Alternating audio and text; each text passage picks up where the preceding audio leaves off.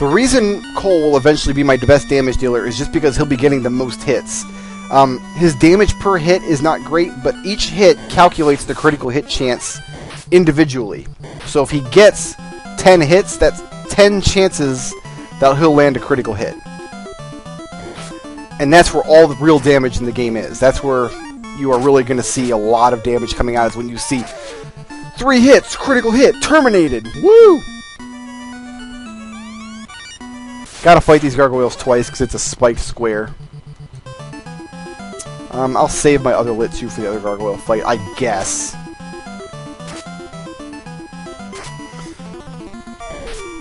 Come on, Cole, finish him off. Well, okay, whatever, don't finish him off. That's fine, that's fine. Nobody's judging you. Everybody's judging you. A Were sword. I think I want to use the rune sword, actually. And the Were sword gets sold just because it's more expensive, it's worth more, so if I use the rune sword and then the dragon sword, which I'll get in our next location, sell that Were sword for money. That's the master plan, guys.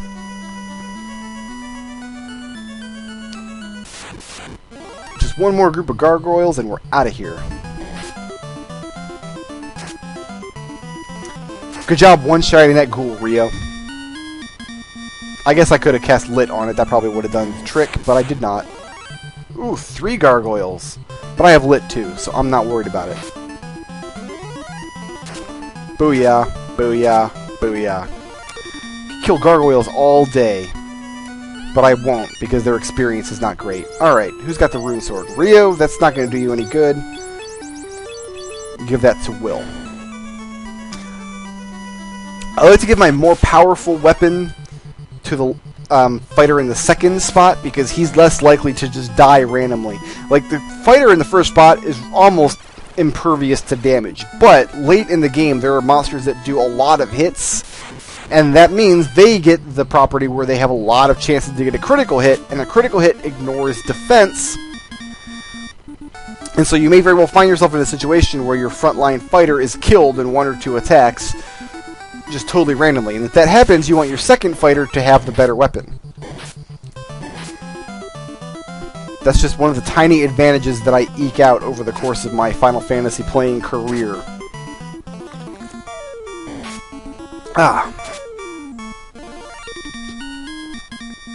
Awesome, pockmarked, battle-scarred purple sword. I dig it. Alright, did I buy items? I did not buy tents, is what I need now. So my peoples can camp. Yeah. A tent. Yes, buy. Tent. Yes, buy. Tent. Yes, buy. Tent. Yes, buy. Nope, I don't want to buy anything else. Buy. You suck. Get out of the exit. No, out of the exit. So I can leave. Thank you, jerk. Let's deliver this TNT to the dwarf men. Let's deliver this Lit 2 to these frickin' sea monsters. Screw these guys. Terminated. Terminated. Terminated. Terminated. Terminated. That variance in magic damage has always annoyed me, because sometimes, like, I got a 53 damage hit and like a 140 damage hit in that same round. Totally crazy. You guys. Yeah, I'm strong enough to take on GrrrrrWOLFs now. It is Final Fantasy tradition to attempt to pronounce all of the monster and spell names phonetically, even though you know that those are not the correct names. For example, I always call these monsters GrrrrWOLFs, and not Grey Wolves, or Great Wolves, or Grape Wolves, or whatever they're supposed to be called. That very clearly says GrrrrWOLF. It is also Final Fantasy tradition, when you give your characters 4-letter names, to always name your characters in all capital letters. If you ever see someone playing Final Fantasy I and their characters do not have all capital letters in their names, you should leave them a comment and let them know that they are Final Fantasying very, very wrong. Tell them Brickroad says so. That's how you can tell the difference between Final Fantasy Grandmasters like myself and total posers. because I know that that's something that you guys are all really interested in, is unearthing Final Fantasy posers. Posers, as it is. Wow, that was sad, because Cole just got an ineffective of a monster Rio killed. That cannot feel good for the black belt in the party. And I know, a lot of you guys are probably, man, that black belt really sucks. Guys, his time is coming. I promise you, it is coming. Oh man, I need to make one trip back to Elfland. I forgot to buy fast. Cabin, iron helmets, dragon sword, another silver dagger, a wooden helmet for some stupid reason. Alright, let's equip all our great new stuff.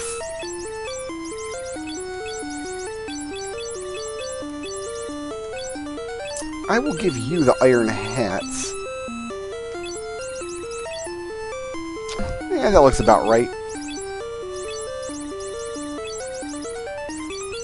And that is perfect. Alright, that's a good looking team right there, man. Let's go sell off all this excess garbage. Do one bit more bout of shopping in Elfland. And I got fire too, so I might be in good shape to take on the vampire. Let's find out.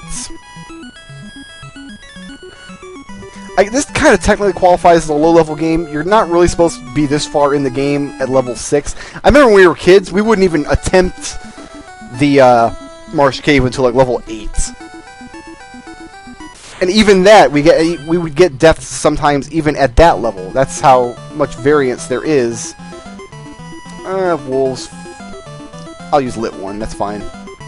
That's just how much variance there is in the randomness in this game. You can go in there level 10 and die, or you can go in there level 6 and be successful.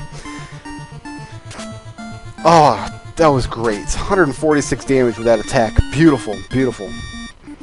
The silver sword is about as powerful as the swords that I just picked up in treasure boxes. It's just each one costs 4,000 gold.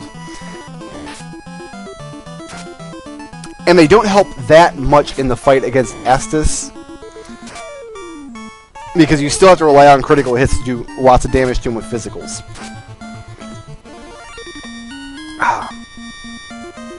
Level 7, hooray! Ooh, Cole level 7. How's Cole's hit percent doing? Getting up there.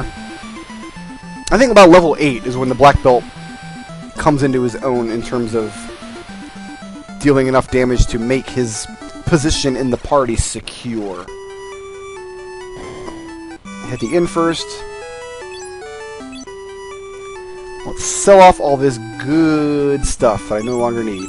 You can have this hammer. You can have this stupid stick. And I don't even know what a falchion is. And you can have my old scimitar. And this sabre. And that iron. And you can have that weir. And the other skimtar. And that wooden. And I'm pretty... I just want to double check to make sure I didn't accidentally sell the silver dagger that Rio was equipped with. The one other thing I could get is I could go back to the Marsh Cave on the bottom floor. There is a silver bracelet in one of the treasure boxes there. The reason I'm not is because that would necessitate going back to the Marsh Cave to the bottom floor. No thank you. Buy some softs here. Yes. Soft, soft, soft. Soft, soft, soft.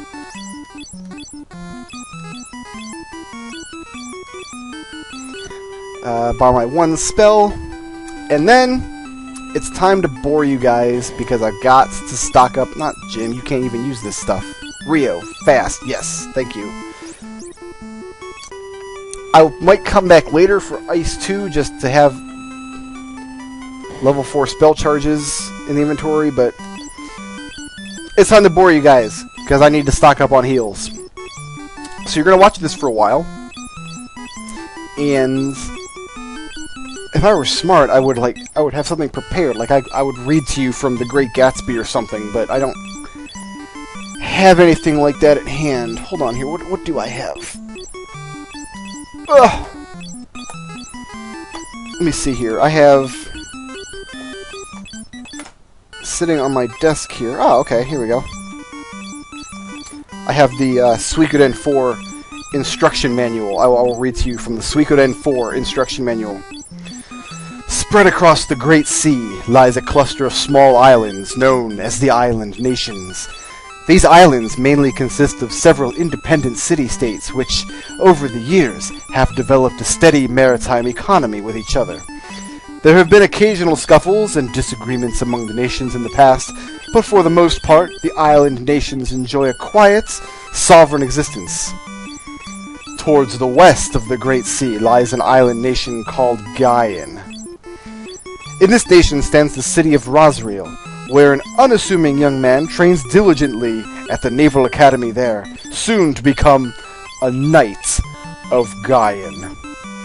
Years ago, he had been taken in by the Vingerhut family and was raised with his best friend Snow. His other good friends, Tal, Kenneth, Paula, and Jewel, also attend the Naval Academy with him. Tomorrow, at long last, is graduation day at the Naval Academy.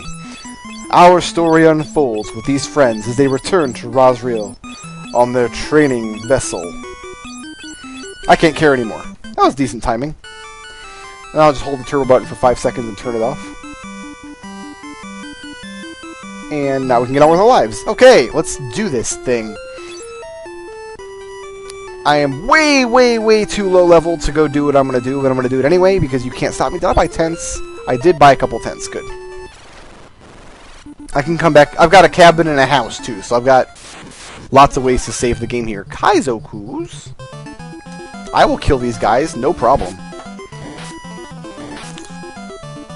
I just don't even care about no Kaizoku. Cole's slowly building up. I saw 33 damage hit. If I can make it to the vampire, I can wipe him out with one cast of fire too, because he's undead, he's weak to fire. That's all it'll take. The trouble is going to be getting through the dungeon to the vampire and then getting back out without major complications. And I probably should not use my one... Oh, you know, he got to level up anyway, so... Yeah, it's probably for the best that I go ahead and...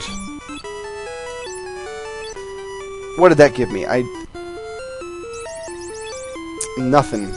Still got 2 blasts of fire, too. Okay, very well. That means I can use 1 blast somewhere in the dungeon. And I could use one to wipe these guys out, but that's probably not a good idea.